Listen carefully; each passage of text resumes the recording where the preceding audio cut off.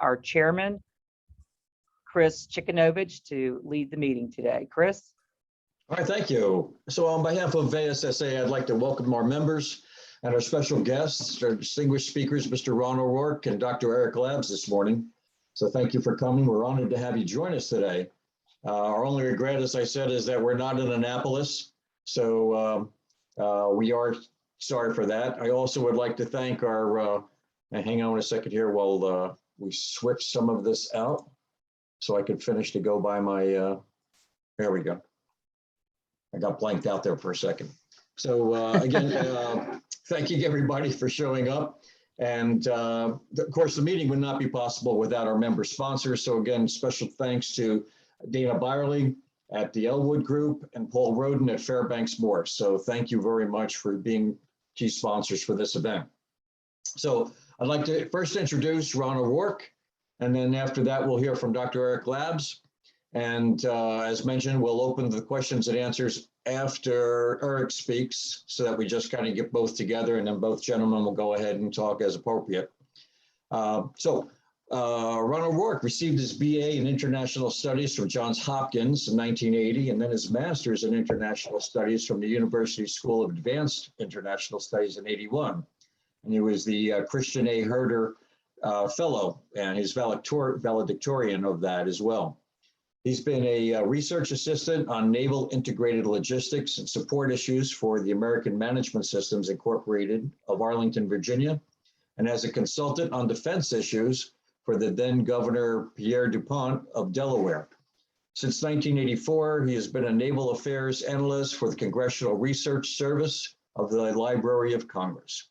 So to that, Ron, I turn over to you. All right, thank you very much. And let's see. I got a message that I'm still muted, but I think that was correct. You can hear me, right? Yes. Okay. And all again, right. Hold all questions for Ron until the end of the presentation. Thank you.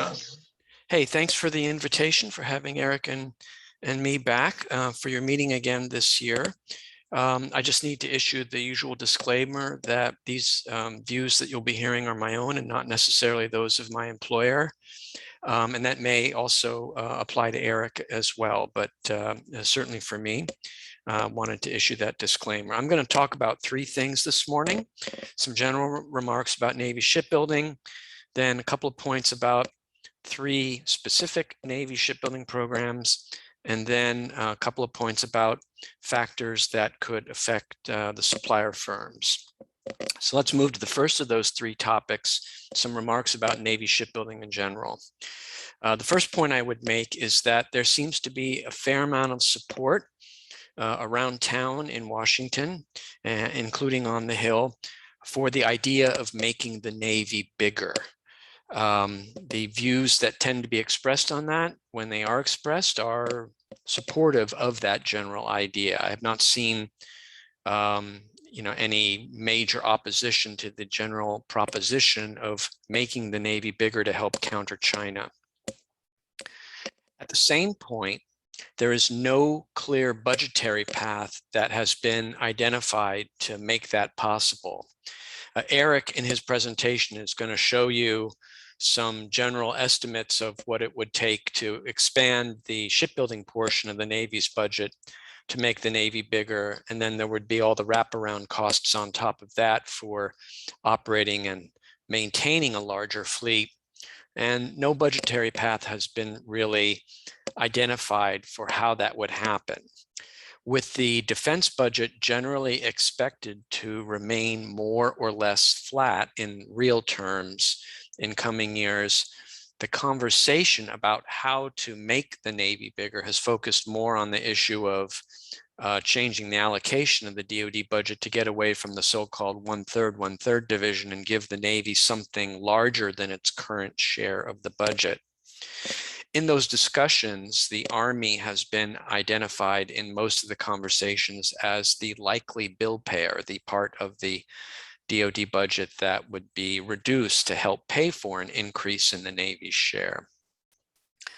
But to do that, I think we would have to have a pretty serious discussion about US strategy, and especially about the defense of Europe against potential Russian aggression.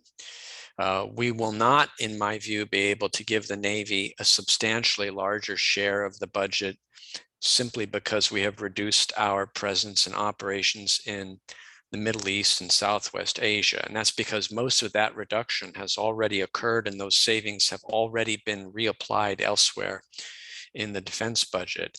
If you really want to break the 1/3, 1/3, make the Army smaller and give that money to the Navy, we're going to have a discussion with our NATO allies in Europe about changing the burden sharing and the responsibilities for generating the conventional land and air forces that are involved in deterring potential Russian aggression in Europe. Even before Afghanistan, it did not seem particularly likely to me that the Biden administration was eager to have that kind of a discussion with the European allies. In part because the Biden administration came into office with a desire to repair the transatlantic relationship and to show that America is, quote unquote, is back. And having this kind of a discussion with the Europeans would not really fit well with either of those two goals. But especially in the wake of our withdrawal from Afghanistan and all the commentary that has come out of that, it may now be even less likely for the administration to feel a sense of eagerness about having that kind of a discussion with the Europeans.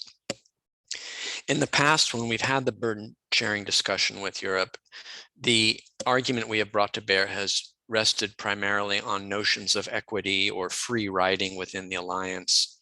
Now, if you were to have that discussion, it would focus more on an additional argument, which is the argument of sheer strategic necessity, that we just cannot afford to do this in Europe anymore because we need the money for the Navy in the Indo-Pacific region.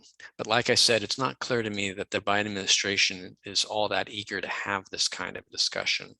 And if we don't do something like that, then it's not clear what your budgetary path is to give the Navy a larger share of the DoD budget that would make this larger fleet possible, even though as a generalized idea, people seem to support the idea of making the Navy bigger.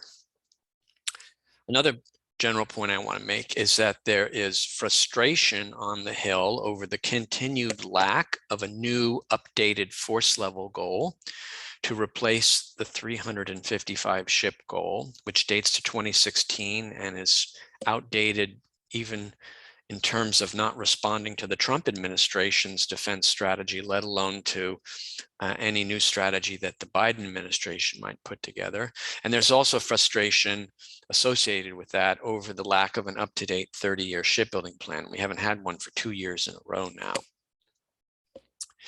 It is generally understood that when the new plan comes out, it will move the Navy to a new fleet architecture, a new mix of ships compared to what we've had in recent decades. And this new architecture would feature a smaller proportion of the larger ships, a larger proportion of smaller ships, and a new third tier of these large unmanned vehicles. So we know in general that that's the direction the Navy wants to move, but we don't have that new force level plan yet. The best we have at this point is the long-range shipbuilding document that the Biden administration released on June 7. And that's a fuzzy document. It has fuzzy ranges in there for where the new force level goal for the various categories of ships might turn out. Eric's work is based on that document and he will use it as best as he can, but we don't have a crisp new force level goal yet. The Navy and OSD have been struggling since 2019 to come up with that new number. And there's been a lot of false starts and twists and turns in that story along the way. But the bottom line is we don't have it. And there was actually a press report from about a week ago saying that we may not get the new force level goal next year at all. We may have to wait until 2023 until we know what kind of a Navy we're building towards. So this is not a great situation to be in. And the members and the staffers on the Hill are frustrated by this continuing situation. Now, on the Hill, there has been some skepticism and some pushback on certain specific new shipbuilding programs, particularly the LUSV and the new next generation destroyer, the DDGX. And these questions resolve around concepts of operation, about whether the technologies for these platforms is sufficiently mature, and about the Navy's acquisition strategies for how it wants to go about bringing these things into the program of record and transitioning them as successors to prior programs. So there's been some pushback on those two programs in particular. There might also be a little bit of pushback. I'm still waiting to see whether it will happen on the light amphibious warship. But right now it's mostly the LUSV and the DDGX programs that Congress has sort of focused its oversight on within the shipbuilding account. Now, all that said, there is strong support for Congress within Congress for the shipbuilding budget, and there has been for many, many years. And Eric, I think, will include the chart that shows how the shipbuilding budget has moved up considerably over the last decade or so. And even while the requests were increasing all through that period, Congress was actually plussing up that increasing request every year. And that's an unbroken string of years now, going back more than a decade. But at the same point, when you see that chart, you'll see that the shipbuilding budget appears to have plateaued over the last 4 years in a range that is in the low 20s of billions of dollars per year, somewhere between 20 and $24 billion per year for the last 4 years. That's a lot more money than a decade ago, but the steady increase that we saw over most of that period now has turned into a situation over the last 4 years where it appears to be a little bit more flat. And that budget, even though it's a lot more than what we had 10 years ago, is not nearly enough to do the shipbuilding that would be associated with the kinds of larger fleets that people appear to support, at least rhetorically. And Eric will show you the numbers on that. I'm going to switch now and make briefer remarks about 3 specific shipbuilding programs. And one of these is the Constellation class frigate, the FIG-62 program. And here the main point to bear in mind for your business planning is that there is a real potential here for the annual shipbuilding rate for this program to increase above the current nominally planned rate of 2 per year.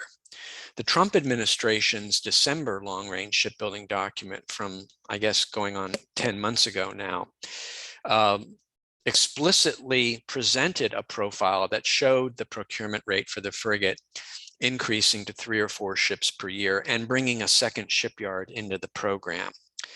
The Biden administration's June document didn't provide details about this one way or the other, but I think there's a distinct possibility, given the Navy's new fleet architecture, that this program might be expanded from the current 20 ships procured at 2 per year to something more than 20 ships procured at something more than 2 per year. We might have 3 or 4 per year. If there's a damper on that, you can find on that possibility. You can find it in the Biden administration's June 7 long-range shipbuilding document, because the fuzzy range they have in there for the category of ships that includes the frigate, that's the category known as the small surface combatants, is only 40 to 45 ships. And we've got a lot of LCSs that also fit under that category. So unless the Navy gets serious about retiring a lot of LCSs early, and they have proposed retiring up to 6 of them early, but unless they get rid of a lot more than the 6, there won't be all that much room within a planned total of 40 to 45 to increase the FIG-62 program the way I just described. But nevertheless, there is a potential for the program to grow because the Navy might want to get rid of a lot of those LCSs. Second program I want to talk about is DDG-51. When you look at the fuzzy range in the June 7 document for the large surface combatants, meaning the destroyers and the cruisers, the number there is a lot lower than what we have under the 355 ship plan. And if you were to go into that that new lower range that you see in the June 7 document, we're not going to need to build very many new large surface combatants in coming years. And so the procurement rate for the DDG 51 may be lowered, and we saw an indication of that already happening in the 30-year shipbuilding plan that was submitted 2 years ago, and the 5-year shipbuilding plan that was submitted 1 year ago. And it may also have an impact on total numbers and annual procurement rate, put a damper on those for the next generation DDG-X destroyer. So whereas the potential for the frigate is an upside potential, the potential for destroyer building might be a downward potential. The third program I want to talk about specifically is the next generation logistics ship. And here I only want to say that we have really no solid information in the public domain about what the potential numbers for that new platform might be. This is an unrep ship that would be considerably smaller and less expensive than today's unrep ships like the John Lewis class oiler. That oiler, the TAO 205 design, costs more than $600 million a ship. The NGLS has a notional cost of $150 million per ship. So much smaller, we know that. But what we don't know is how many of them might be in this new force level plan. We know a little bit along those lines. In fact, more than a little bit. We have a pretty good range of the total number of light amphibious warships that would go into the next force level plan, but we don't really know anything at all about the numbers of NGLSs. So that's the second thing, second part of my presentation. The third and final part of my presentation has to do with general factors that could affect business for your supplier firms. And one of those factors is the volume of new shipbuilding, which I've been talking about, and which Eric is going to talk about in his presentation in a lot more detail.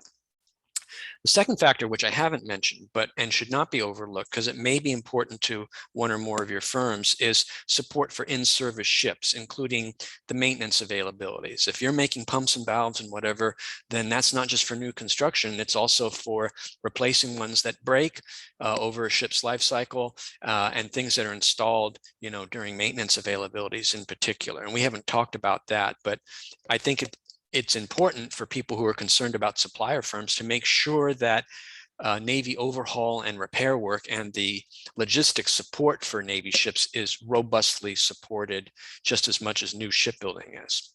The third thing that can affect your future business space, and which you've been spending a lot of your energies on, is US content legislation, meaning the Buy America laws.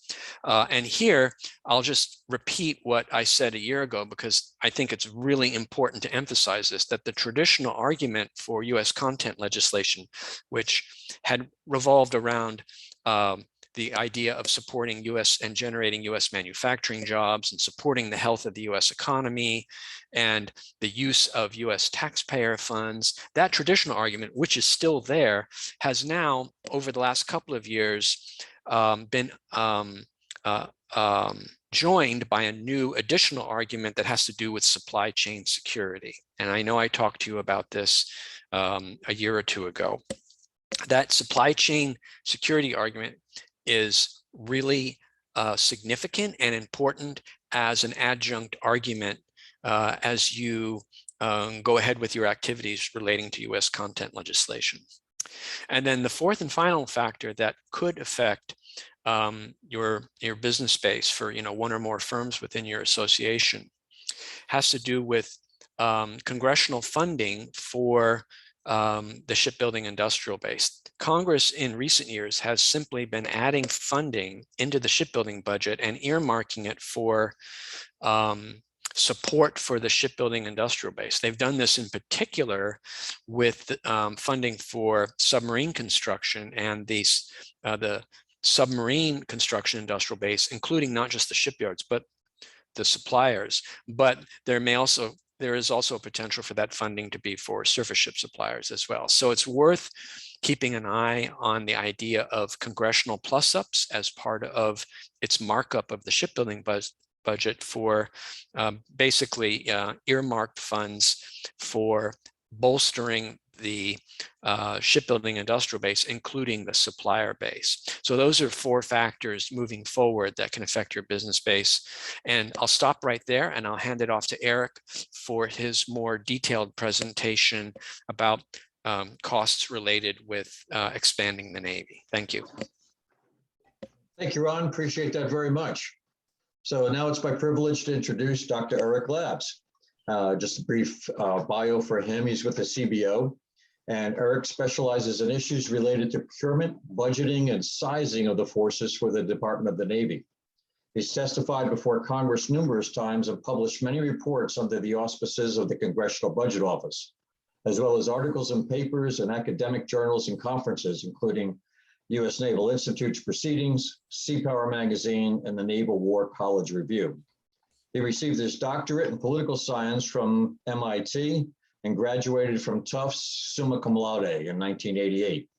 Dr. Labs worked for the Institute for Foreign Policy Analysis in Cambridge, Massachusetts, and from 94 to 95 as a visiting scholar at the Center for International Security Studies at the University of Maryland. Dr. Labs has been with the Congressional Budget Office since 1995. So to that, Eric, to you. Thank you very much. Thank you, Chris, for that kind introduction. I also want to thank you for inviting Ron and myself back again this year. I enjoy the conversation with this group very much. I want to say that like Ron, the views in this presentation are my own and do not necessarily reflect that of the CBO or the US Congress, but I will say that this presentation is posted on the CBO website, so it is a CBO product in that regard, which you may use and cite as you see fit. Next slide, please. So this is just a grouping of the various reports that either I've written over the last couple of years or have been involved with helping to write that will feed into this presentation or feeds into the sort of the broader naval analytic work I do for CBO more generally. Next slide, please. So these are the 3 topics I would like to cover here today. Congressional support for shipbuilding, then the recent sort of state of play of where we are with force structure assessments and shipbuilding plans. As Ron says, it's kind of fuzzy, and that is a good use of that term. And then finally, the question of sort of, how are we going to pay for the Navy shipbuilding plans? What are the sort of resources that are going to be required to do so? Next slide, please. Oh, I want to say that if anybody has questions along the way about a particular slide or something I've said, you should feel free to interrupt, and then for broader discussions, we can save those at the end for both Ron and myself. Next slide, please. So this was a slide that Ron was referring to. I've been using this slide now for a number of years because I find it sort of a very useful pictorial of sort of what's been going on both in terms of the request for shipbuilding and then the congressional response to it. You can see the back as I'm now starting the slide at 2013. I used the previous version started at 2012. But you can see that the request for shipbuilding has grown for the most part fairly steadily over the last 10 years. We did have that dip down in 2021 for the request, but the Congress has been, as Ron indicated, has been appropriating more for shipbuilding than the administration has been requesting each and every year as those requests have generally risen. So not only has the request been going up, but the congressional appropriations above that request has been going up. 2020 was just a small plus up, but there was a plus up there nonetheless, small as though it may be. And if you look at sort of what's going on right now in 2022, we're looking at sort of a similar pattern of congressional plus ups. You've got the request is around $22.5 billion, if I remember the numbers correctly. The HAC-D is at 23.5, the SASC is like 25, and then with the amendment that was passed in committee for the HASC, they want to fund shipbuilding at somewhere in the neighborhood of $28 billion. We're still waiting for the SAC-D to mark, and of course, conference and appropriations will determine everything. But what has been an interesting phenomenon in terms of this past 10 years is remember that most of this time period, we were under the constraints of the Budget Control Act. So at a period where there have been a lot of forced cuts because of lost opportunities for funding increases as a result of the Budget Control Act, shipbuilding was largely, I don't say immune is quite the right word, but they were in a much more comfortable position than almost any other DoD account you could imagine. And my next slide is going to sort of show a little bit about sort of where some of that money went. So next slide, please. So here we are. Since the 2012 shipbuilding plan, the Navy was going to buy, 106 ships. If you look over what happened between 2012 and 2021, the Navy ended up buying, in this era of the Budget Control Act, because the 2012 plan was the last plan before the Budget Control Act took effect, the Navy actually ended up with congressional support buying 110 ships. So it was only 4 more. But as you can see from the highlighted numbers at the bottom, what ended up happening is that the Congress ended up appropriating money, additional monies, and that additional money, while not a substantially larger number of ships, they bought substantially more capable ships. Particularly, they bought destroyers. Littoral combat ships were removed from the appropriations relative to the plan, and what you ended up with over this 10-year period is, of those higher congressional appropriations for shipbuilding than what was requested, is a fleet that was somewhat larger than what we started with back then in terms of the numbers of purchases, but what you ended up buying is larger and more capable ships for that time period. That's where the congressional ads primarily went to. Next slide, please.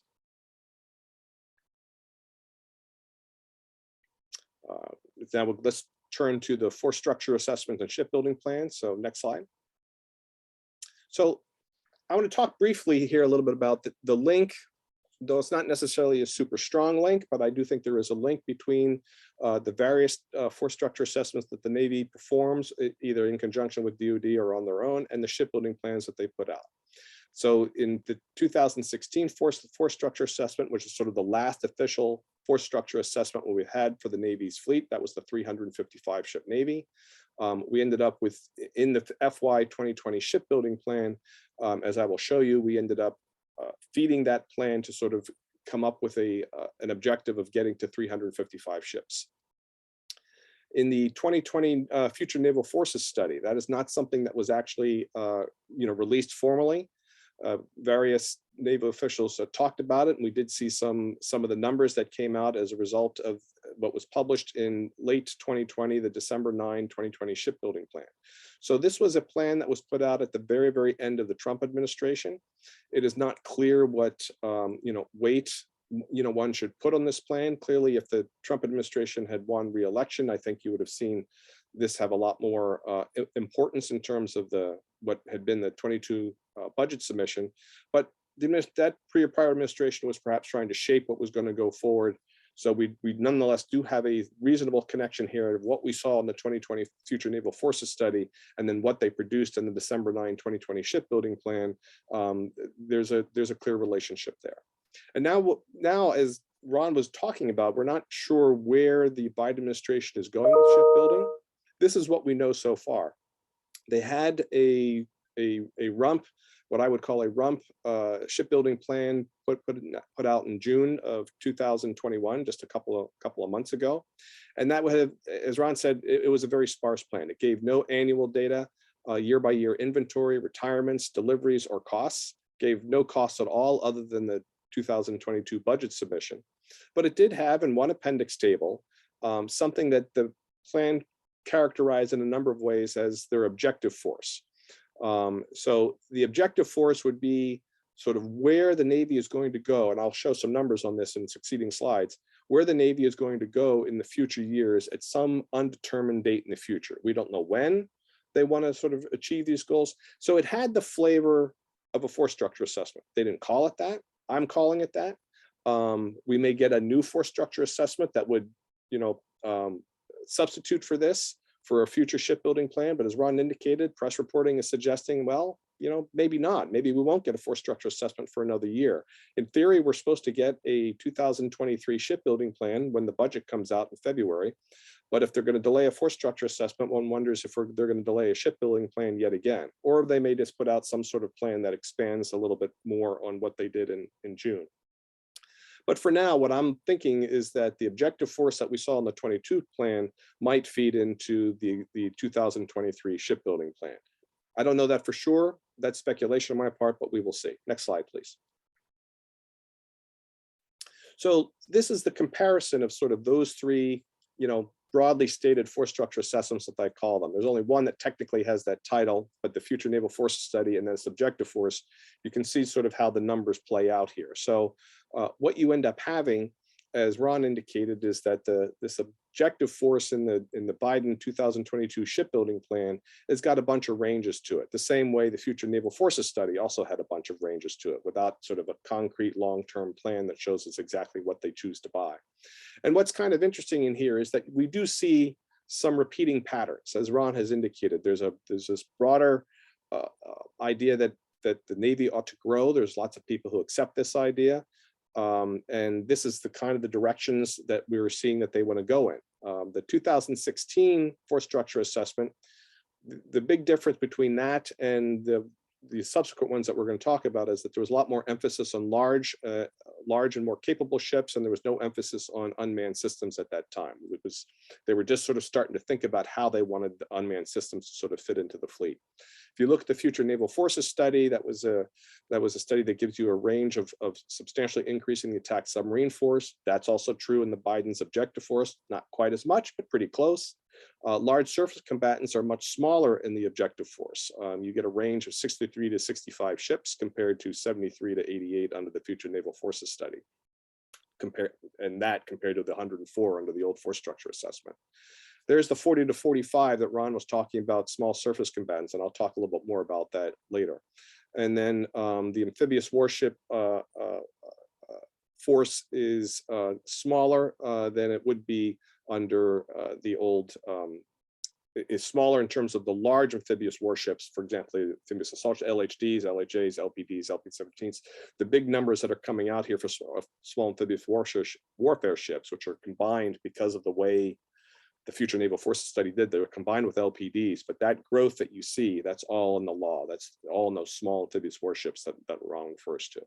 And then we've got the various logistics unmanned systems and how those are some big ranges. So how that's all going to play out in the future, you need a shipbuilding plan to sort of really understand where that's all going. Next slide, please. So in terms of that 2016 force structure assessment and the 2020 shipbuilding plan, the Navy shipbuilding plan got themselves to a 355 ship Navy. They did so by building more ships than the 2019 or prior plans did, but they also got there by keeping around a lot of old ships for much longer service life. Particularly, they were going to extend the service life of the Arleigh class destroyers to 45 years. And when you did these various puts and takes that the government was doing, the Navy was doing at that time, they got them to a 355 ship fleet based on that 2016 force structure assessment. Next slide, please. Likewise, that for the Future Naval Forces Study and the December 9 shipbuilding plan, we ended up with a shipbuilding plan and an inventory over the long range that basically put the battle force kind of pretty much squarely in the middle of where those ranges were falling at. So you had the Future Naval Forces Study, you had this late Trump administration shipbuilding plan, and the plan was going to build up the fleet to north of around 400 ships. Next slide, please. I don't have an equivalent long-term projection for the Biden plan because I don't know how they're going to, what they're going to buy and when they're going to buy it. But one of the interesting highlights that Ron noted, and I'm going to note here with some emphasis, was that rather sharp decline somewhere over the next 30-year period, we don't know when, in large surface combatants. Well, how might that transpire? We don't have any information in the Navy shipbuilding plan as to how that could occur. And as Ron indicated, if you're going down to 63 to 65 large surface combatants from a force level of 92 today, how many of these large surface combatants are we going to be buying over the next 10, 20, or even 30 years? And I think that depends very much on how the Navy decides to handle its existing large surface combatants. So if they want to go down to that force goal of 63 to 65 ships, they can do so relatively quickly by retiring large surface combatants, cruisers and destroyers at a very brisk rate. That's my scenario one there. So you would just retire them at rates of 5 or 6 or 7 a year. You continued to build destroyers close to sort of what the current rate. So if you're worried about preserving the industrial base, but you want to reduce the size of your force, you can do that. And that's one way you would, that's sort of one way you can do it. I've got two other scenarios there that sort of spread it out a little bit differently. And scenario 3 is kind of noteworthy because if you decide to keep your existing large surface combatants around for the 30 to 35-year service life that has been assumed in Navy shipbuilding plans for quite some time, except for that December 9 plan, you only have to buy 1 destroyer a year through 2036. So if you really want to spend new shipbuilding dollars not on large surface combatants, there's a path to do that. And conversely, if the scenario 4 is not a scenario that gets to the 63 to 65 plan, that really is kind of where we are right now. That's the current notional service life for destroyers, 35 to 40 years, depending on which flight you're talking about. And it buys 2 new destroyers a year, which has been more or less sort of the rate of purchase for a few years and has been in the shipbuilding plans. If you go up to 3 a year, you get a larger force. If you go to 1, you get a smaller force. But if for industrial base purposes, you want to make sure that you're always building 2 large surface combatants a year, 2 destroyers a year, and you don't change the service life, you don't ever get your force down to the force goal that the objective force that's in that 2022 shipbuilding plan. Next slide, please. So one of the things that I was interested in that Biden plan that I thought would be of use to the Congress, and so I included this slide, this figure into that report, which is available on the CBO website, is how these various changes to the surface combatant force that is proposed in the objective force, between the change in large surface combatants, the change in small surface combatants, and then the arrival of presumably missile carrying large unmanned surface vessels. How could that change things? Well, it's a little bit hard to do because you've got these ranges and you've got to make various assumptions. So if you look at the number of vertical launch systems in the fleet today, you've got 9,300 missile cells in the surface force. This does not include those in the submarine force. So if you assume in the future force that the low ends of those ranges, 63 destroyers, 40 small surface combatants. And if you assume, as Ron indicated in his talk, in that small surface combatant force that we actually retain at least 25 LCSs, we build to the 20 frigates, but we retain 25 LCSs to make up 20 LCSs to make up a force of 40. And then you have assume about half the unmanned systems that are proposed in that objective force are large USVs that are going to carry 16 VLS cells.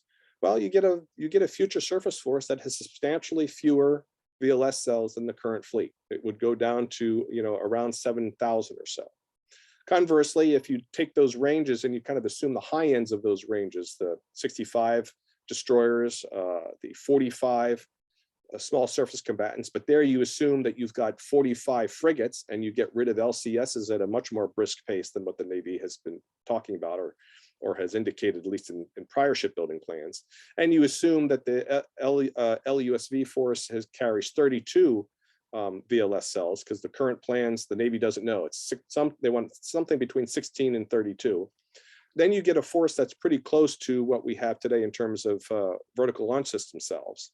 But what you do get on the second part of this slide is that you get a larger number of what I call missile shooters. So, hearkening towards the idea that the Navy wants to move towards a larger and more distributed fleet of not necessarily as powerful ships as destroyers, but you want to spread around the firepower so that any potential opponents, such as the Chinese Navy, have a lot more ships they have to worry about targeting because they can fire back at them.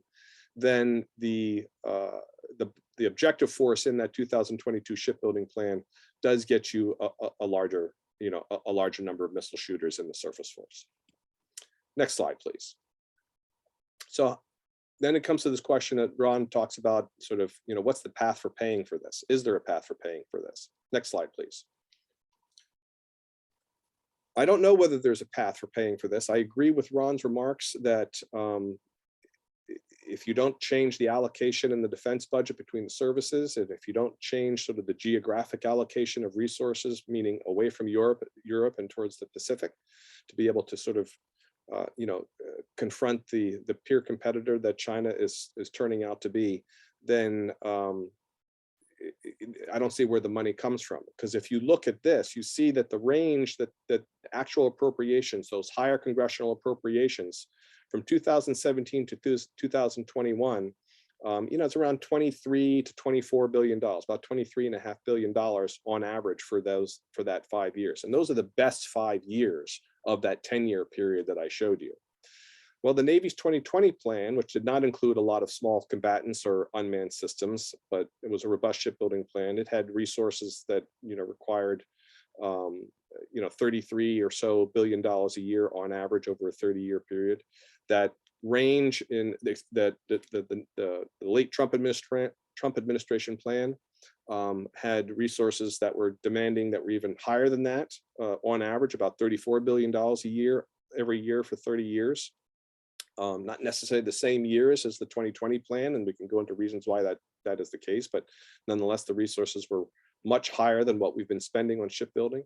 And then what I did for the Biden administration plan is I did a steady state analysis. A steady state analysis is just, for those who are familiar with it, is sort of how many ships do you need to buy per year based on service life and costs. And I sort of just totaled those costs up. So you had high and low ranges under many ship types. And so I did a steady state calculation on the low side of those ship numbers and costs, and then on the high side of those ship numbers and costs. And what you end up here with that for implementing that objective force somehow over the next 30-year period is a range of costs that go from 25 billion a year on average to $33 billion a year on average, which also is, again, higher than what the Congress has been appropriating for shipbuilding. So Ron is right. There's not a clear path for how we get from here to there to get to this larger, more distributed fleet, this larger fleet of, fewer numbers of large and powerful ships,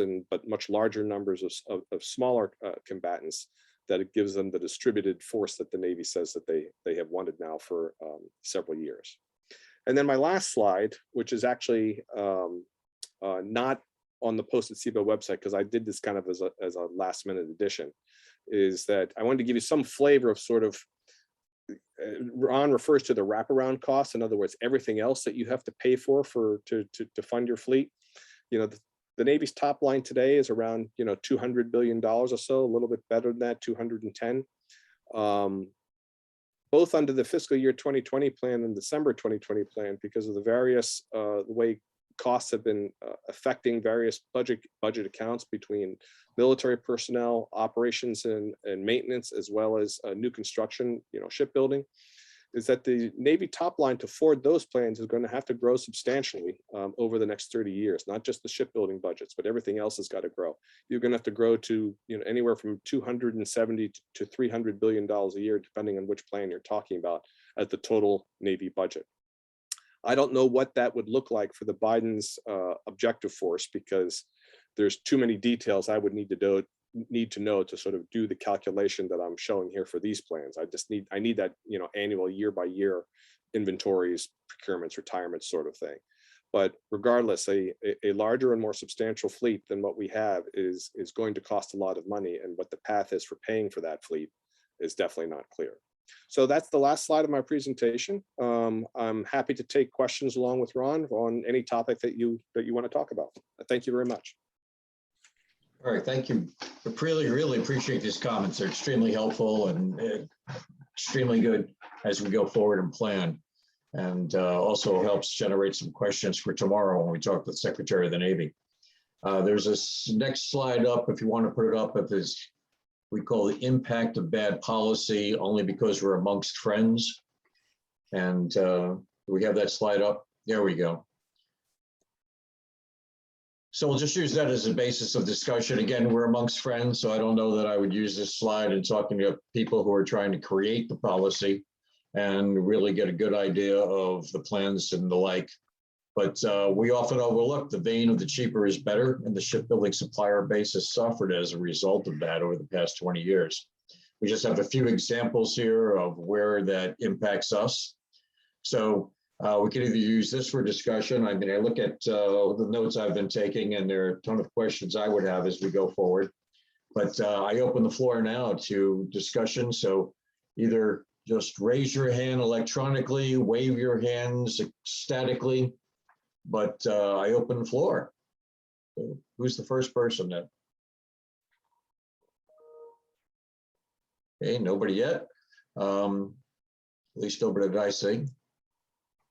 We could take that down, that slide down so we can look at everybody at the same time.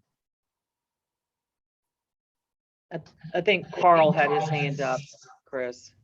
Okay, Carl Fisher. Yeah, good morning. Hey, Ron and Eric, thanks again, for your insights and comments. Always educational and sometimes scary. So appreciate those perspectives.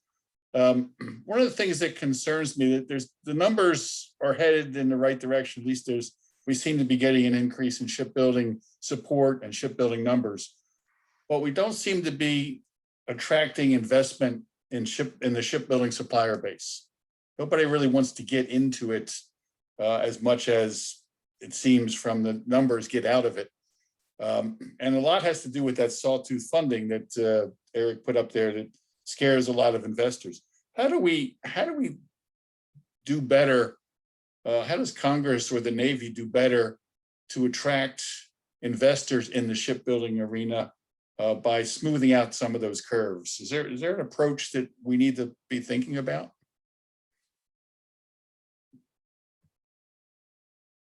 You're muted, Ron. Ron, I think you're muted on my end. yeah, same here. No, Still muted. still muted. And can you unmute him? There you go. Okay. No. No. We're still not hearing you, Ron. Microphone issue. Try it now. No, No, no.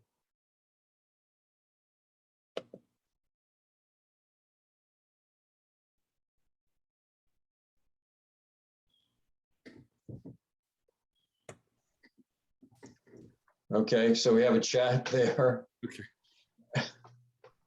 Go ahead and read the chat if you want.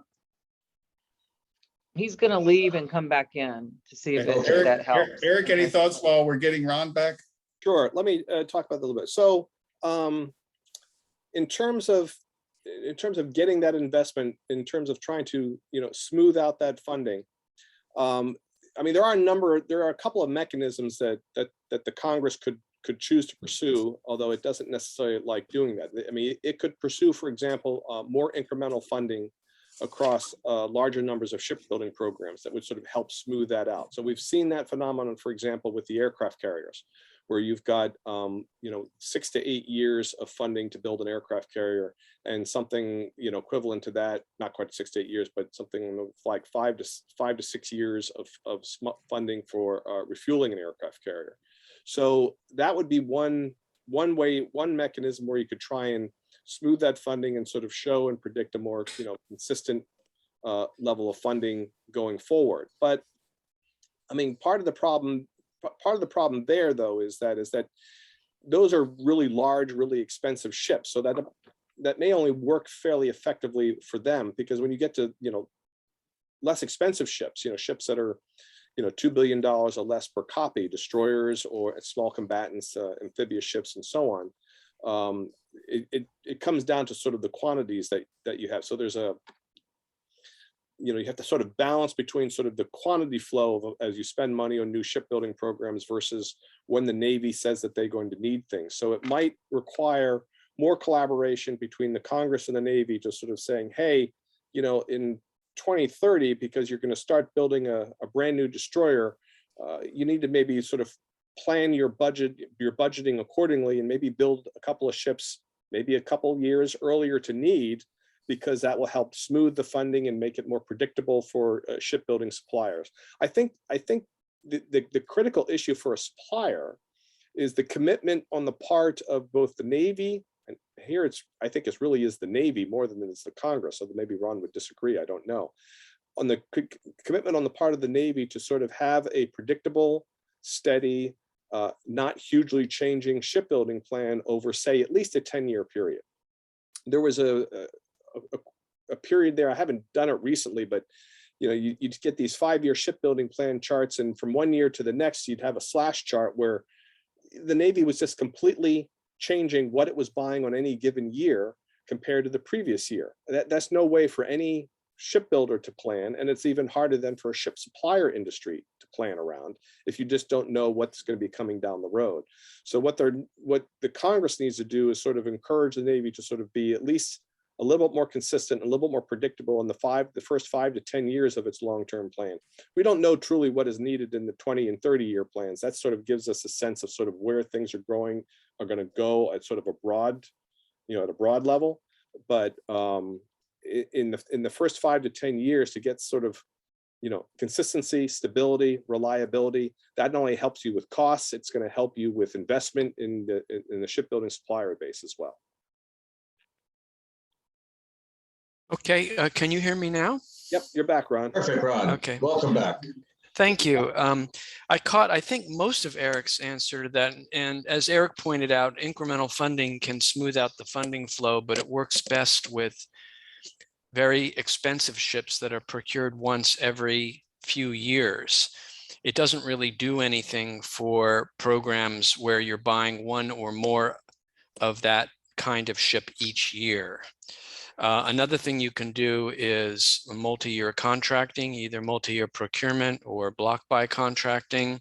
That allows the Navy to create more stability in its profile because it's written into the contract, and it also has with it the ability to do economic order quantity or EOQ purchases of components up front, and that can be hugely important for supplier firms in terms of having stable business moving forward. There's one other thing that for me has emerged as an issue, and that is how the Navy transitions from one program to another.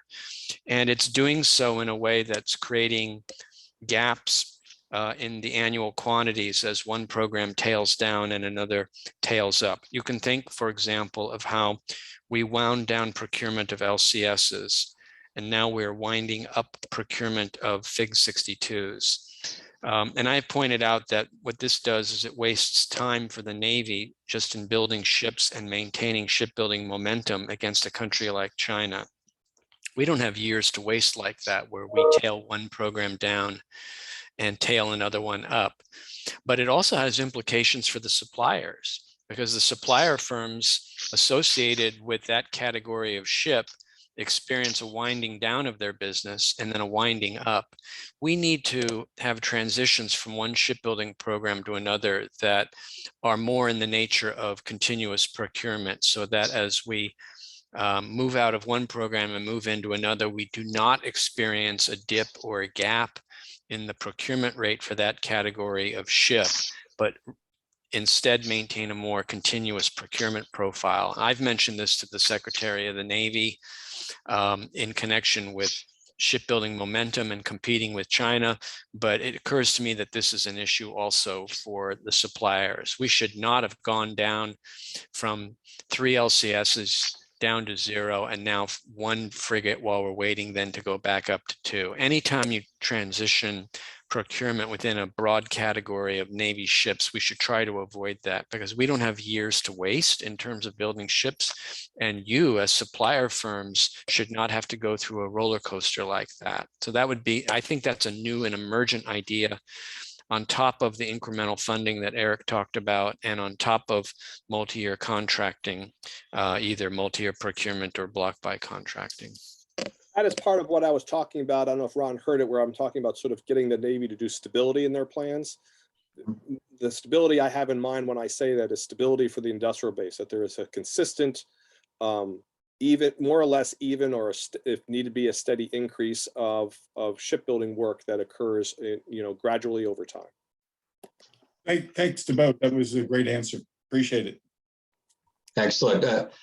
We've got Dana and then Paul, Dana, Chris Deegan, then Paul Roden. Just a follow up to this. do you think that the Navy is being driven by the administration in developing their plan, or are they trying to be consistent across administrations? So just to follow up, and then we'll go right over to Dana. Well, I think certainly since the Navy has started addressing this issue of looking at wanting to have a more distributed fleet and sort of bringing in unmanned systems into it, I think the Navy has been fairly consistent in where it thinks it needs to go. It has not been as consistent in terms of the numbers. As we can see, the numbers have varied a fair amount, but it is clear that there is a broad direction in which they want to go that involves having fewer large and more capable ships in the fleet in favor of larger numbers of smaller combatants to be able to do that distributed force that I discussed in my presentation. So that, between, earlier discussions about distributed lethality to the future naval forces study to the DoD having this battle force 2045, which Ron may talk a little bit more to, that was when the Secretary of Defense kind of took over the Navy shipbuilding plan last year. They came out with that, which is not that different, but somewhat different, but not that different than the Future Naval Forces Study. And now this objective force. The objective force looks a lot like the Future Naval Forces Study, just a little bit smaller in a number of important categories. So I think the direction on the Navy's part is clear. I think the negotiation now that's going to occur is how much money and where the numbers are going to fall in those ranges. Yeah, I agree with what Eric said. There is a consistency in the Navy moving from one administration to the next that they want to go to a more distributed force architecture. That is a constant. Exactly how big a Navy we will have has not been as consistent moving from one administration to the next. And you can see that by comparing the Trump administration's document from December to the Biden administration's document in June. And Eric showed you those numbers on one of his slides. In terms of manned ships, the June document was about 20% fewer manned ships than December. And in terms of the combined total of manned and unmanned, the June document is like 30% smaller than the December document. So did the world really change 20 or 30% over 6 months? No. What's going on is the Navy is showing sensitivity to what they anticipate will be the views of the administration that they're working in. In other words, they're putting their finger in the air, they're seeing which way the wind is blowing, and they are trimming their sails accordingly. So to answer your question, it is a mix. The Navy is consistent in some ways in its internal planning. And as Eric pointed out, that has to do with wanting to move toward a more distributed architecture. But the December and June documents really show that there's a lot of sensitivity on the Navy's part in terms of what they think the administration that they're currently working in will make possible for them, what the market will bear for that specific administration in terms of overall absolute size. Okay, thank you. So Dana? Ron and Eric, I'd like both of your inputs on the following question. And as usual, you guys have so much in your minds. We're here, we are trying to pick out key things in the time we have. So thanks for being with us. The DASD for Industrial Policy recently posted a comment, a request for a comment, public comment in the Federal Register, and it has to do with the administration's concern over, the supply chain readiness.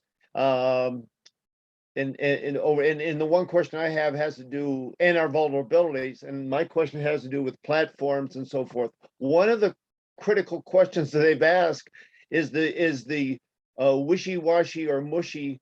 Ron, you talked about earlier in your opening comments how they've been unclear in some language. Well, one of the terms that they use is critical components. What can the government do differently to better address supply chains and risk and vulnerabilities, for critical components? My question is, what do you think the Navy is going to use as the criteria to define critical components? They keep using the word, but I'm clueless about what they really mean. I'm not sure they know. Over. Yeah. Eric, I can start on that. Why don't you start on that, Ron, while I mull that over? I'm not sure I've got a good answer. You might have a better one. Okay, well, the first thing the Navy will do is they will look at the statutes and their own internal regulations to see if there is a definition of some kind of critical components. And I don't know if there is, or if there is one, what it might say, but they will look first to that. If they do not find a definition like that in the US Code, or in their own internal DoD regulations, or in the FAR, for example, or something like that, then yeah, they will be in the position of having to make that up for themselves based on policy considerations. And I can imagine what that might entail, but I can't predict where that will go. But you might want to research in responding to that request for comment, the question of whether there is a definition like that exists in the code or in DoD's internal regulations, and then decide whether you think that definition, if it does exist, meets your needs. And if it doesn't, you can then suggest how you think that definition should be changed. Oh, thanks. That's a better answer than I would have. The only thing I can think of to add to that is that when I think about this, I think about the submarine supplier industrial base, where 80% of the components on a parts on a Virginia class submarine are single source. If I were the Navy, this is the way I would think about it: is what are components that contribute to critical or cutting edge technologies or weapons or systems. In other words, things that contribute to the stealth of a submarine, or things that contribute to the power of a radar, on a new surface combatant. Those are the things that I would consider to be critical components that would need to be that I wouldn't want to be buying from foreign suppliers, even if they are friendly foreign suppliers, if at all possible. So that's the way I would start my thinking process along those lines. Yeah, thank you. One of my concerns is when you think of critical, and this is selfish on my part, but I'll use two examples: ship shafting, or in the case of Fairbanks Morse, engines. You can build a ship, as we're talking about the Navy. You can run the flags up the mast, and it's all it is a museum without an engine or without ship shafts, and it's just going to sit at the port. So my definition of critical will depart from the classic one, Eric, which you just described, and I'll say, listen, do you want a museum or do you want a fighting warship? Over. Yeah, no, I think that's a very fair point. The other thing I would add is that even if they identify components that they think that they can buy from a non-American source, I would want to make absolutely sure, if I were the Navy, that I am not necessarily then dependent on them for spare parts. So like because a relationship with a particular country or a particular supplier might be fine now, but you don't know what's going to happen 5 years from now or 10 years from now. So you don't want to, what I would certainly not want any of our services to do, but certainly not the Navy, is to get themselves into a situation where they are dependent, they're dependent on supply from a foreign source that, may not be friendly in a few years' time for a major shipbuilding program, for example. Or just because the source has they have pork chops on sale, it doesn't mean they can sell them if you can't get to the butcher shop. For example, if we don't have control of the seas or the sky, we're in deep kimchi. Over. Thank you. The adjunct to that is they may be friendly, but they may not agree with where you're hosting your war right now, and they won't either enter the area, or they just are not part of your coalition and refuse to become part of the coalition, which totally disrupts your logistic chain. Yep. Chris Deegan, you were next. Hey, Ron and Eric, always good to hear your discussions. I always get a lot out of it every year throughout the years, as we all know. Hey, my question really addresses our association here, which is our primary objective in engaging the Hill is about Buy America provisions.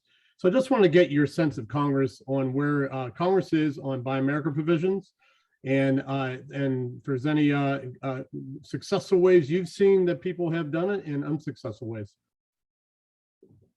Okay, Eric, if you want, I can start on that, and Oh, then you go can ahead. chime in. Go ahead, Ron.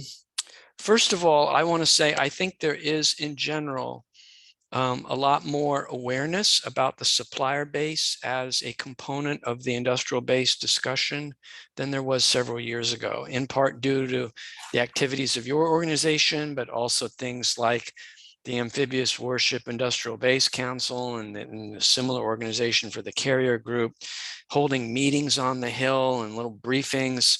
I think there has been an increase in overall awareness. One thing that's very important for your group and all these other groups to keep in mind is you'll have to keep that up every year. And that's because there's a lot of turnover on congressional staff from one year to the next, and there's not a lot of corporate memory. So you are going to be on a never-ending treadmill of trying to maintain congressional awareness of the supplier base as a component of the overall discussion. In terms of where is the Hill on Buy America, in general, I consider the Hill to be more receptive to this than they might have been several years ago. And the whole issue of Buy America provision seems to be, in general, less controversial than it was several years ago. And I think that's because there has been a general turn toward under the Trump administration, you would have called it America First. Under the Biden administration, you call it policy for the middle class. But Buy America provisions, it seems to me, are slipping in under that rubric a lot more smoothly and with less contention than was potentially the case several years ago. And then I think the other reason that Buy America is less controversial now than it was some number of years ago is the point I mentioned earlier, which is this supply chain security argument. This has put a national security framework around the whole idea of doing Buy America that it did not have, at least not in the same way, several years ago.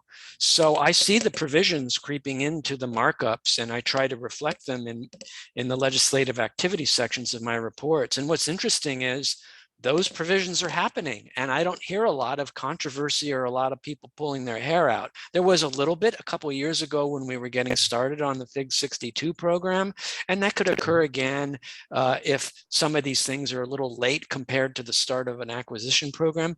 But for me, what's really interesting is the lack of controversy as these provisions have moved forward as a part of the markup and get put into the US code. So I'll stop right there.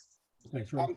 I would agree with everything that Ron just said. Let me add a couple points of flavor. One is that I definitely emphasize what Ron said about you're going to be on a never-ending treadmill to constantly educate people on this subject, because as Ron has pointed out in other presentations, the average tenure of the average staffer in a member's office is about 1 year who's 1 year. So if you think about, I mean, now that's not necessarily true for the armed services committees or the appropriations committees, but in terms of the vast numbers of members' offices, you got to be having that conversation with their new, legislative assistant for defense pretty much every year, because it's likely to be a different person each and every year.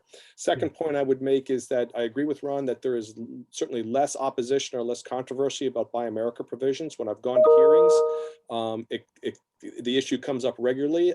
Members are speaking about the issue on a regular basis in almost any hearing. There's at least a couple of members who do so. They speak about it favorably. I've yet to hear a member speak against it, which leads me to the final point I'll make before we can go on to the next question, is that I think your principal opponent on this is the Navy.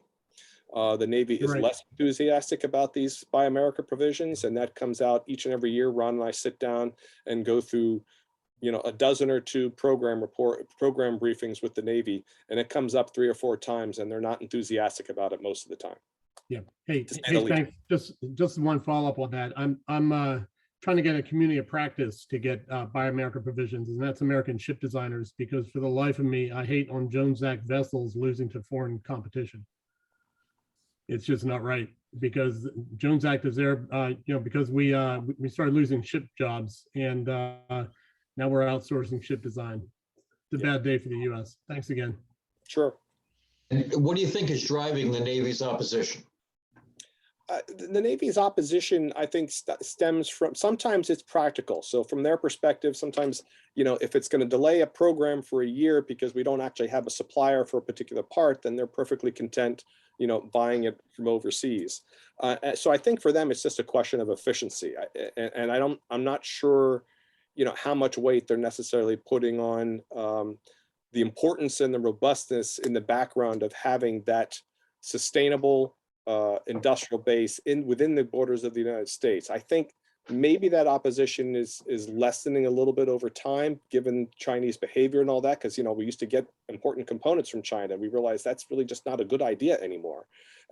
But still, we're not fully there yet. Yeah, and that's why the supply chain security argument is so important, because that's an argument that the Navy can be sensitive to. The arguments about manufacturing jobs and the US economy and the use of taxpayer dollars, the Navy doesn't really care about those arguments very much, but they do care about supply chain security in the context of a long duration conflict where they might have to get replacement parts, and the sources of those parts need to have secure lines of communication back to the Navy, instead of being in a distant country that we might be cut off from during a conflict. Right, and it isn't necessarily, in my view, it isn't necessarily people who are, other countries that are neutral or potential opponents. It can come from our friends too, and it has in the past. I mean, would the Navy be fully confident going forward that the French are always going to be there with their industry after ANKUS? I'm not so sure, I mean, maybe that will blow over in a year's time or so, but I'm not so sure about it. Excellent point. Our next question comes from Paul Roden, Fairbanks Morse. Thank you, Chris, and thank you, Eric and Ron, for not only the work that you do, but also for being here and sharing it with us. It's very, very valuable for us and very much appreciated. If I could, if you don't mind, just tag on to the last response you made. Yes, the Navy, I think, does oppose some of the Buy America requirements, but I think it's really the shipyards that are driving it to a large degree. They don't like having their hands tied, even though the rules would apply to all U.S. shipyards. They feel like I believe it impacts their bottom line. So they will tell the Navy that there's excessive cost and schedule impacts anytime they have to use an American supplier, just to keep those regulations from being imposed on them, even though that they're protected by similar legislation themselves. So my question relates to something else that's critical for the suppliers, and that regards decommissioning of ships. Just curious, could you explain the reasoning behind the less means more aspect of the Navy's decommissioning policy? It's unclear to me how they feel they need to decommission, for example, LCS before getting FFG online, or LSDs before getting LPDs fully online. Is it a matter of O&M budget, or exact top level costs, or what exactly is driving that, if you don't mind, please? Well, I think it can vary from ship type to ship class by ship class. Let's start off with the perennial favorite, which is the cruisers. The Navy's been trying to retire a bunch of their cruisers for quite some time, and I think in their case, in the case of the cruisers, I think it is largely an O&M, ONS driven decision. The ships are getting old. They do have issues. They do have problems that are going to require money to spend to fix on the HM&E side. Plus, a number of them would need modernization, combat modernization upgrades, and from their perspective, that might not be the best use of their dollars. Now, I think that depends on what you think is going to happen in the world over the next 5 or 10 years. If you think about Ron refers to it, and as others have referred to it, about the Davidson window. If you think you might be facing a war with China the next 5 years, you shouldn't be getting rid of those cruisers. If you think that the problem is much longer term than that, then maybe your money is better spent not keeping those cruisers around and buying sort of newer and more modern capability. For other ship types like LCS, well, the LCS is another perennial problem, but in a different way, is that those ships have just never been quite right from the get-go. So those early ones are not of the same configurations as the later ones. So the Navy feels like, well, we've got budget constraints, and so it's always budget. So it's true that budget is always in the background of any of this. You can never take it out of the context of the budget. Let's sort of, get rid of those, and then, to sort of finish out the others. And, with some of the issues they've had with, with the water jets, that maybe they figure, okay, that this is not going to, these fixes aren't easy, and these ships aren't super important to the fleet. They don't provide a huge amount of combat capability for the Navy. So they might find that it's just easier to sort of retire some of those and then move towards the frigate program. I'll stop there and let Ron chime in. Yeah, I agree with what Eric said. It's an issue of costs and trying to stay within their top line. And some of these ships look to the Navy to be a bad return on investment because of how much money it would take to repair them and modernize them. I also think, and Eric mentioned this, that there is bias, I think, in Navy planning toward longer term force building and against shorter term urgencies. There will be a question about whether the discussion of the Davidson window changes the Navy's calculations in that regard, and might bias them a little bit more toward keeping around over the shorter term the ships that you currently have. But that, short of that, without arguments over the Davidson window, then there is really a seductive argument that the Navy usually falls into, that, well, if we just get rid of this stuff now, we can free up money to get that thing down the road that is the shiny new object, whether it's a ship or a plane or something else. And then one more thing to build on what Eric said. I think there's a lot of people in the Navy that just don't like the LCS. And they secretly can't wait to get rid of those things. And I say that because Eric and I have a long history with this program, all the way back to the beginning in 2002, 2003. And we were at briefings at several points over that period since then, where we would tell the Navy, look, this program is in trouble. You really need to stress these arguments over here, or you really need to reframe the argument in this way just to put your best foot forward on this program so that the program is not subject to unfair kind of piling on argumentation, which the program suffered under for many years. And Eric and I would give, frankly, this advice to the Navy in our private meetings with them time and time again, and the Navy would never take it up.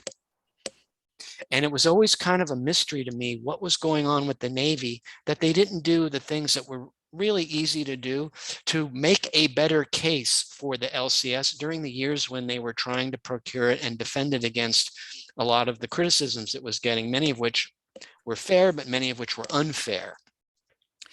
And I think there were simply people in the Navy that didn't like the program and would rather it would stop anyway. And that was part of the reason they wouldn't take this kind of advice, whether it was from Eric or me, or maybe from other people as well. I assume they were getting similar advice from others. And now that the ships are built, I think there's still a group of people in the Navy that really don't like those ships.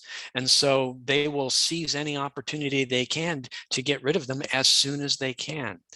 And so that's why we might still have an upside potential on the frigate, because the Navy might get rid of a lot of these LCSs sooner rather than later and free up enough room within a total of 40 to 45 small surface combatants to still permit the FIG program to be increased to more than 20 ships total and more than 2 per year.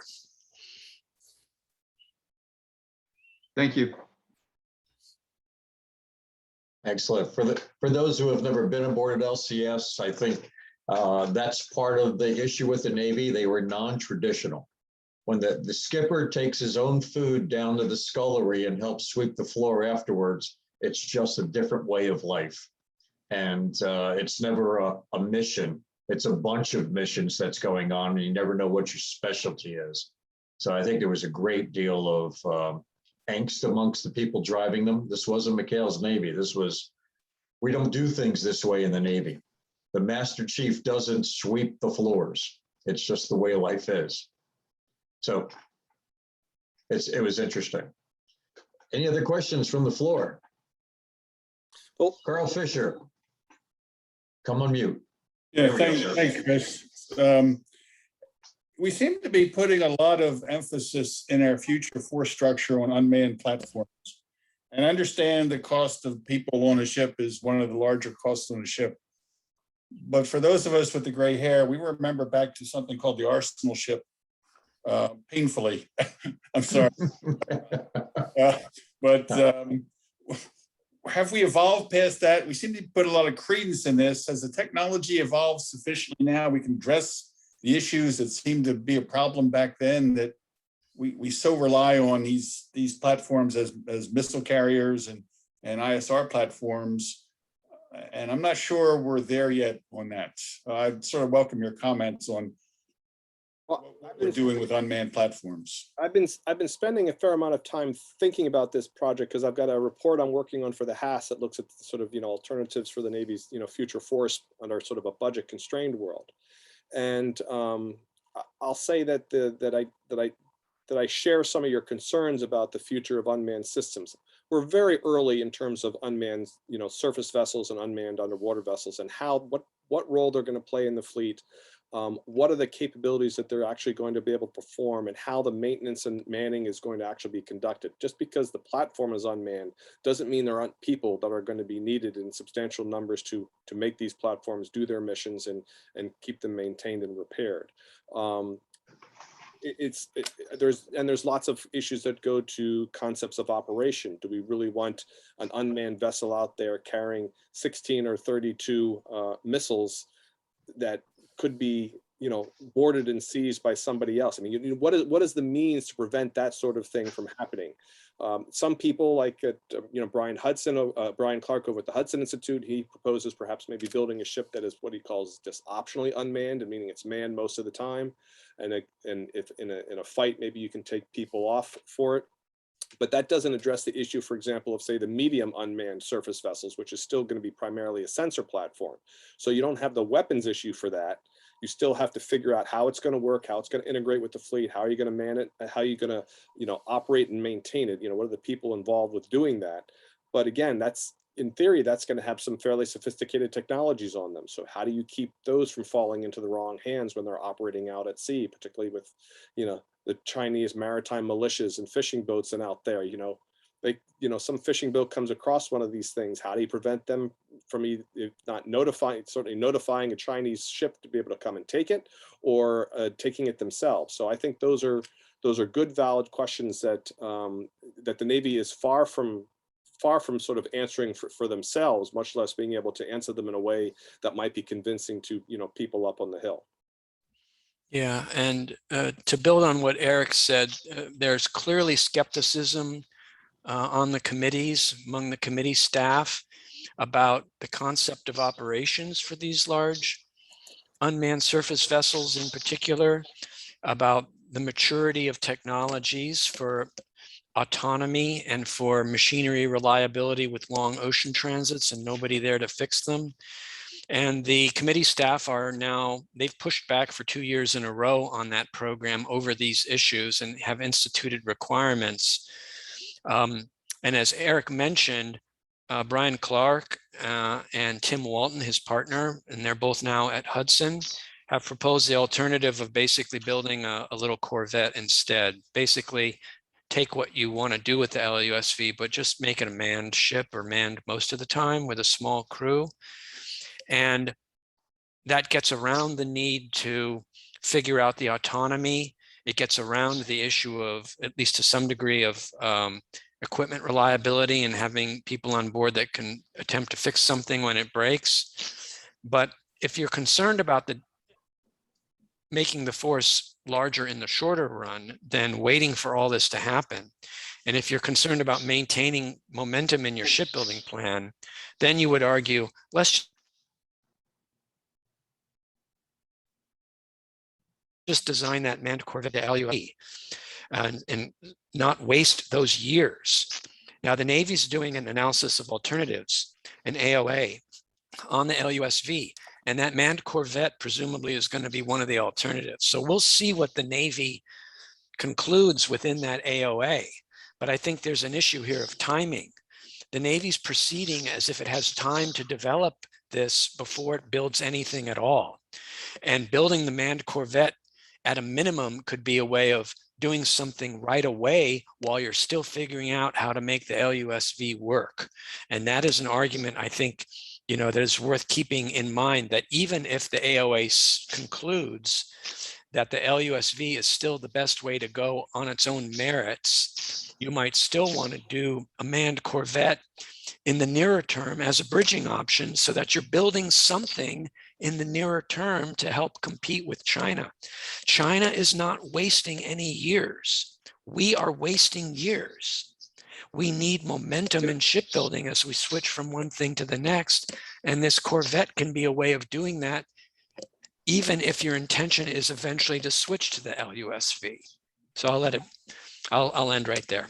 I'm a fan of British naval history. So what Ron has been talking about and the Navy's been doing makes me think back to the late 1800s when the British had a policy when they were the dominant Navy that their force planning was based on the idea that there wouldn't be a war wouldn't occur, a naval war wouldn't occur with them, for at least the next 11 years, or I don't remember the exact number, but I think it was like the next 11 or 12 years. And they would roll this over year after year because things didn't change. Well, when the German Navy started building their fleet, eventually they reached the point where they didn't make that force planning assumption anymore. And so they really they had to gauge in arms racing and building battleships to be able to compete with the growing German Navy.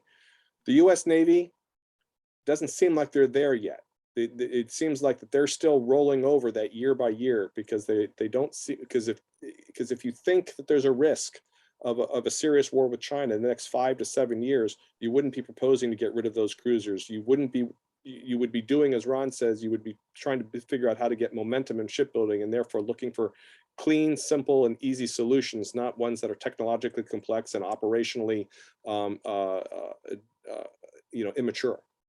Right. And in building on what Eric just said, we're not in a situation where if you want to start building ships, you can tap into a huge domestic industry the way the British might have been able to, back in the 1800s. And so if you can't go from 0 to 60 within a couple of years in terms of your shipbuilding because you don't have a civilian shipbuilding industry that's suitable to fall back on for that, then you have to think more about steady state procurement, where you're just getting stuff because you're not certain about whether or not that planning window is going to be safe for a certain number of years into the future.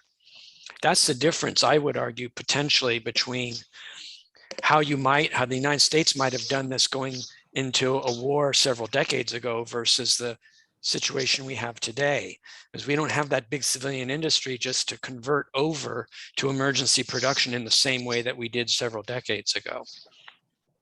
This is Dana. Let me just chime in on what Ron just said. One of the issues we have here is with senior officers in the Navy not understanding the commercial realities of business.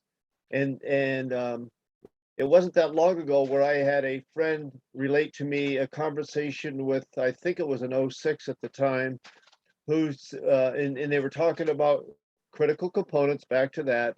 But the industry had gone out, or the company that was doing this had gone out of business. Well, the naval officer said, well, that's not a problem. We'll just tell them to go back in business. And they said, wait a minute, it doesn't work that way. The company's gone. He said, well, that's okay. They can just start again. That's the level of commercial understanding of some of our naval officers. And I'm not castigating all officers. I know that sounds silly, but that's the reality. And, okay, maybe it wasn't a Naval Academy graduate, but it was a college graduate. So, Sure. Over. Yeah, and there are a host of issues, I think, that come into play with unmanned vessels, for example. And again, we talked to the tradition of what's going on in the Navy. I don't know if the Navy's talking to the Air Force about unmanned vehicles. I know just from, again, the emotional traditional side, if you're run by fighter pilots, you don't like unmanned air vehicles. If you're run by ship drivers, then the question comes up of, well, now all you have these LUSVs, who's in charge of them? How are we controlling them? What's my command opportunity? Do I command a fleet of LUSVs? What goes on there? We can't even, that just starts the conversation as compared to, again, a drone flying around that gets shot down is one thing, even if it's carrying weapons. But that thing floating in the ocean becomes a real issue when somebody could just go up and throw a net over it and capture it. So yeah, a whole host of issues there. So we're at a point in the discussion where, and I know Chris Deegan, I think, has your hand up again, where we're now, where the timing was. We're willing to go ahead and keep on going if you all want to. And of course, Eric and Ron, we're around your schedule. If you feel like you have to drop off, great. If there are more questions, I say let's go on. It's helpful. Tomorrow we have the Secretary of the Navy, so I think we have to be mindful of what we need to put together for that. And this is great because it helps us generate questions for tomorrow as we go on with SecMav. I can go as late as noon if people have the desire. Okay, all right. Hey, Chris, Carl, let me just follow up on that discussion we were just having. And Ron, I really like the concept of a simple Corvette. I think the fact that the U.S. Navy, is probably one of the only navies in the world that doesn't have an active frigate until we get the FFG-62 out there, is remarkable. Does the Navy tend to be slaves to technology rather than capability? And I mean, maybe that sounds, incorrect an analogy, but we just seem that, it has to be this cutting edge thing rather than something simple that can get the job done. And I like the Corvette concept over waiting and waiting and waiting for technology to evolve for an unmanned platform.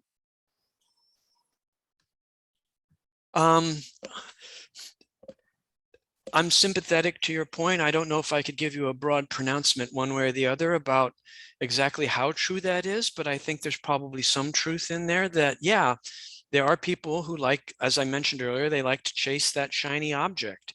And they seem to be of the view that if you're having an acquisition program, it makes sense to have certain new technologies associated with it.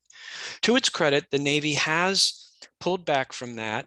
And the FIG-62, for example, is only supposed to have non-developmental items in it. So they're not trying to push the technological boundary in that program. And that has allowed them to get that program up and running more quickly than they otherwise would have. But on the LUSV, they have gone down the technology path. And we are going to have to wait a certain number of years to know whether this thing is going to work out the way the Navy wants to or not.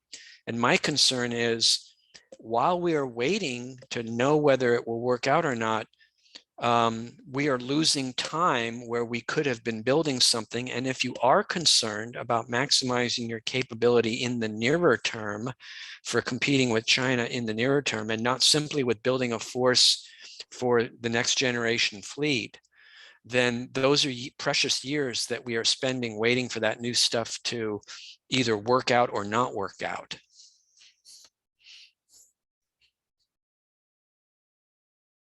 Excellent. Yeah, thank you, Ron. I appreciate that. All right. There were some other comments. Feel free to just come off of mute and chime in if you wish. Other than that, I think we're getting to the end of everyone's period.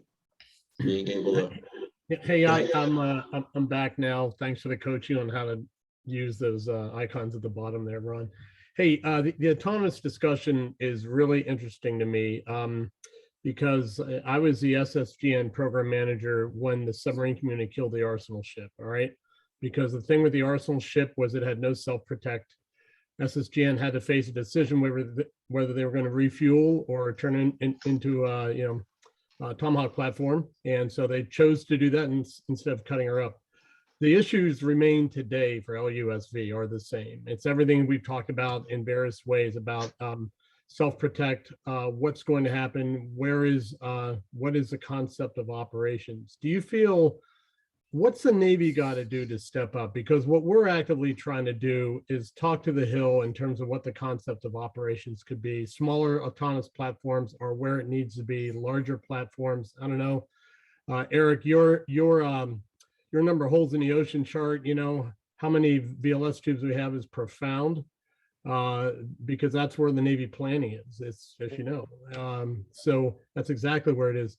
So what do you think the challenge is? Because when we talk about the technology, perception and navigation is largely solved. You know what's really hard in maritime autonomy is a vessel towing another vessel that's 500 feet behind that doesn't have lights on it.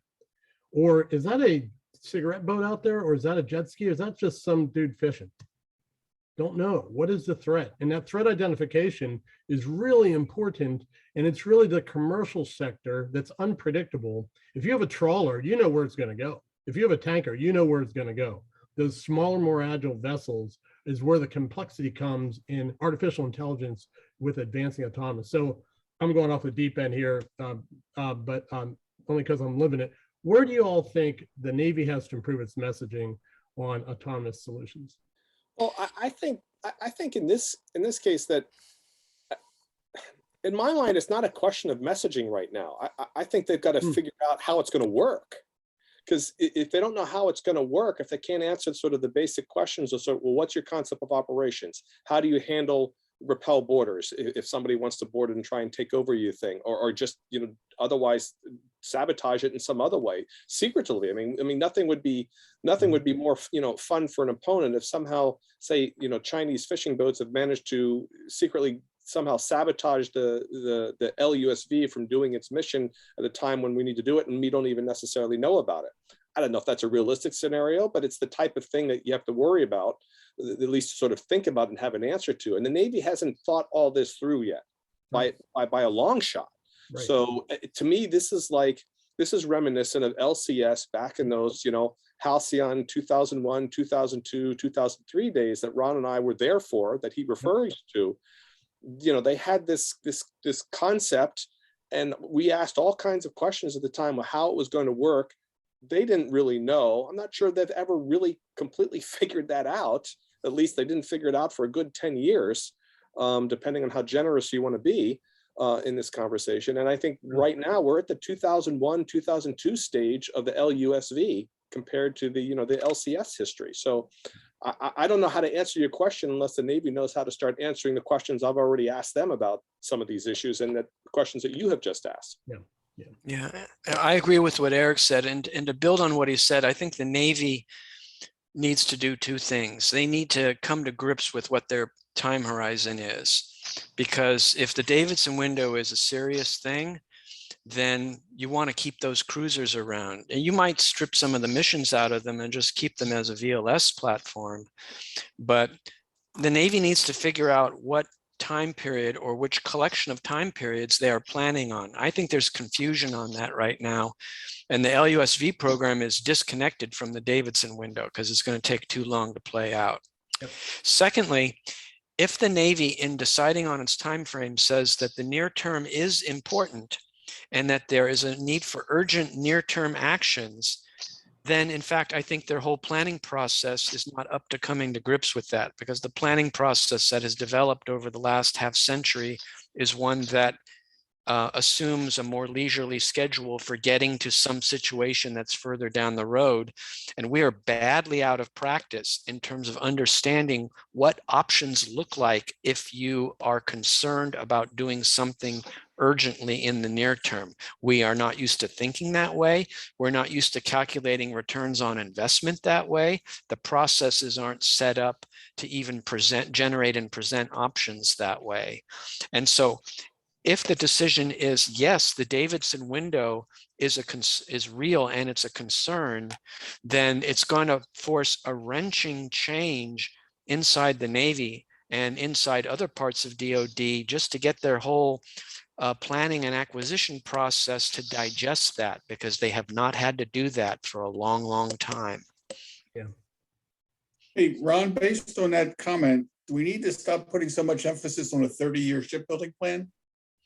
Well, Eric and I refocus some things. Eric and I have long been defenders of the 30-year plan because it gives you the headlights to see what the broad nature of the landscape is down the road. And it's important to do that in part because it may encourage you to make investments in the nearer term that if you didn't have the 30-year plan, you'd wait and then you'd have an insurmountable investment need down the road. So Eric and I tend to believe in the value, not for making specific predictions about programs, because as Eric pointed out, we don't know exactly what programs will look like 20 or 30 years from now, but it tells you something about broad investment challenges that you might want to begin acting on in the nearer term so that you don't wait to the point where you're overwhelmed by them down the road.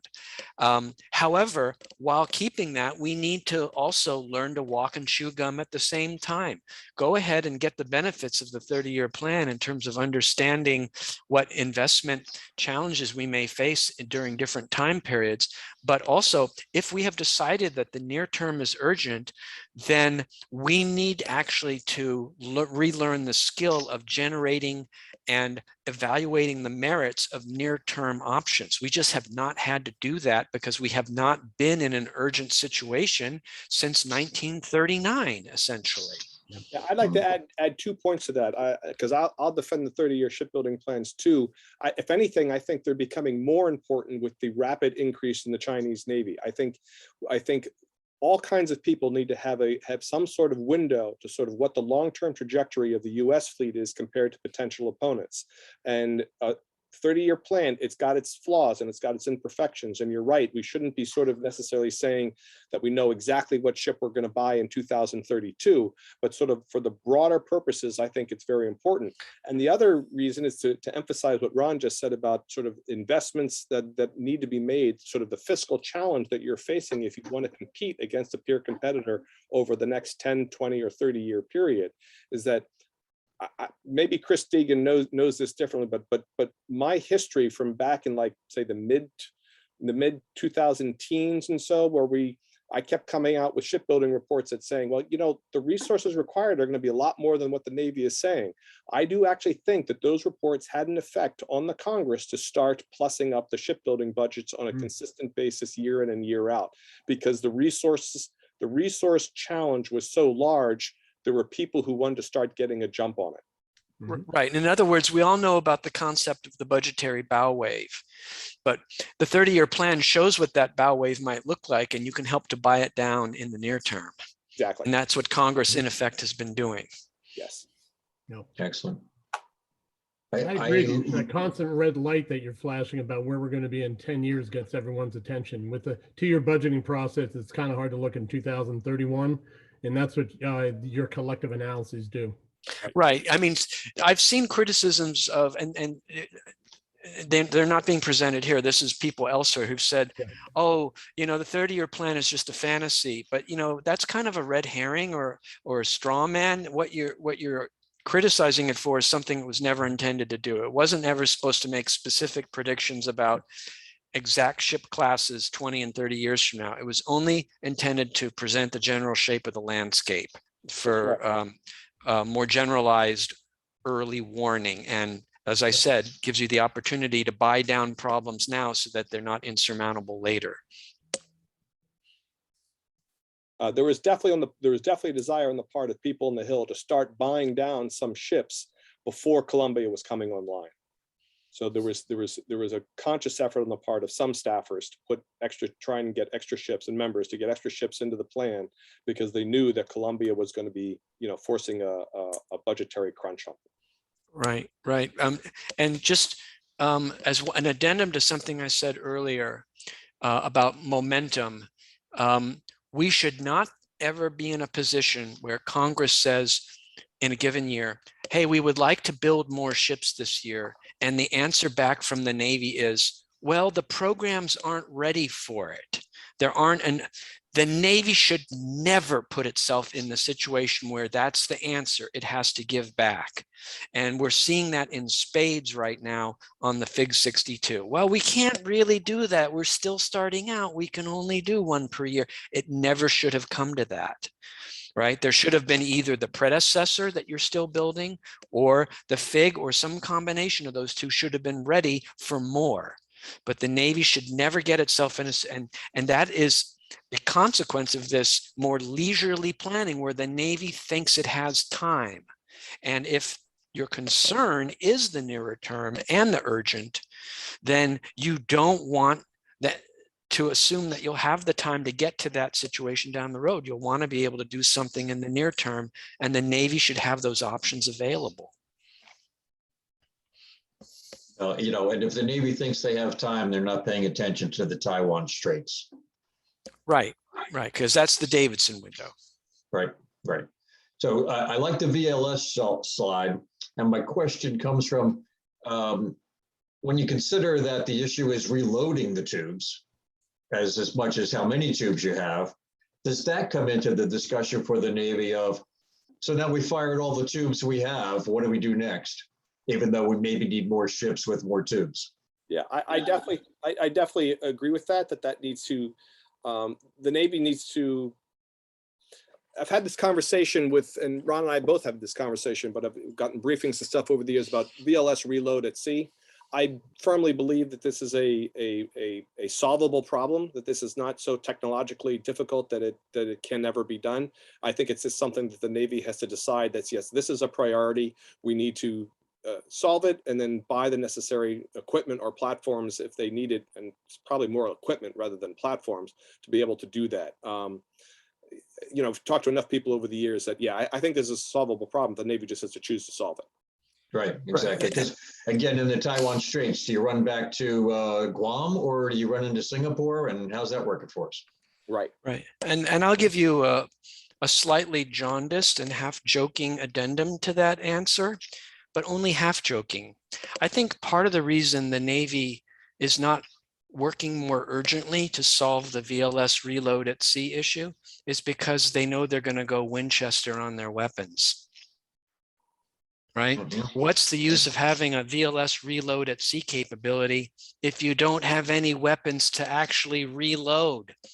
Exactly. And that gets to the industrial base. So I'm like I said, jaundiced and half jokingly, they're maybe not worrying about the VLS reload situation until they can show that they will have an inventory of things to reload with.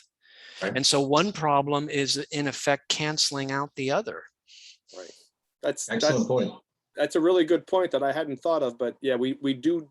One of the things that, as Ron knows, I've been doing for this force structure report I'm doing is getting conversations about anti-ship weapons industrial base. In other words, how many missiles can we actually produce? Do we have missiles to fill these cells? And yeah, we're not there yet. And he's right that we've got to buy some stuff before this actually becomes a practical option for the Navy from that perspective.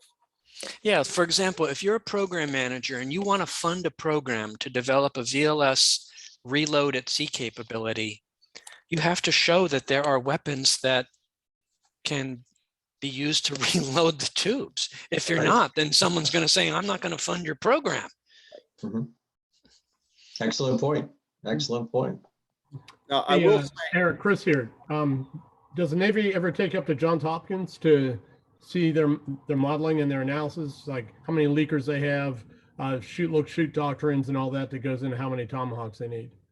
I've never specifically asked for that, but they've never volunteered it either. I can honestly say I've never been to Johns Hopkins to do that. Yeah. That would be interesting to me. Yeah, good. Because and then just the last point from the last comment on that previous point is that the conversations that Ron and I did have about the anti-ship missile industrial base is that this too is a solvable problem within, say 3 or 4 or 5 years at most, if the Navy chooses to solve it and the Congress chooses to solve it. Yeah, and Eric and I have talked about this in the past. To me, there is a curious passivity that I often see in the Navy about the question of the capacity of the industrial base. It often is presented as a thing that apparently nothing can be done about.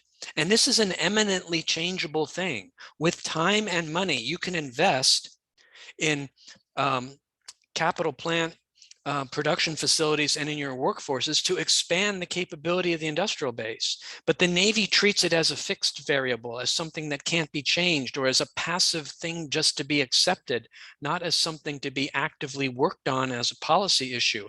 And to me, this is just very curious. And again, I think it's old habits of thought. No one has taught them to think about the industrial base as a thing you can build in the way that you can build a force. They're very used to talking about developing the Navy. They're not used to talking about developing the industrial base. They just sit there passively and accept it for whatever it is. Well, we can't build any more than that because that's the limit of the industrial base. And they don't then take it beyond that, like, well, what about changing the industrial base? We certainly did that in World War II a lot, and we have fallen badly out of practice in terms of thinking that way about the industrial base today. Excellent point. And that leads us to a really good lead for the rest of our efforts in trying to figure out where we push in Congress, because the adjunct to that is, sure, in the olden days, you could take a sewing machine company and teach it how to make guns.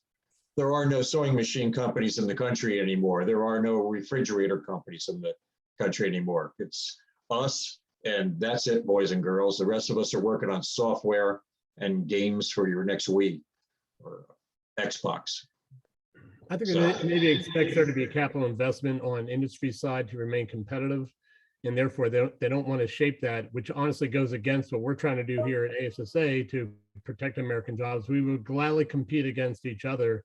But when a foreign government subsidizes their own industries to compete in an American market, we are at a disadvantage, particularly, as you say, when the services choose not to prioritize it. It's not prioritized in legislation. It's not prioritized in RFPs.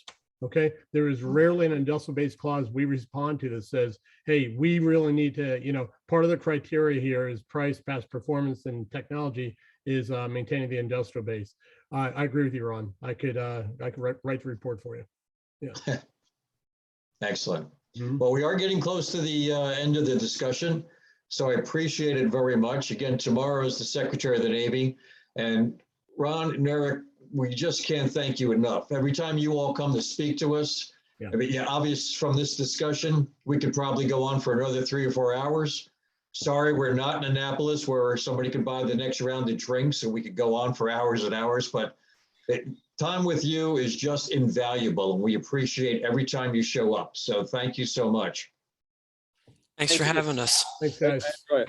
Always enjoy it. Thank you. Thank you, guys. Thanks. We'll see you Thanks a again lot. soon. Thank you. Take care. Bye, everyone. Cheers Hey, now. All right, thanks, Bye now. Ron.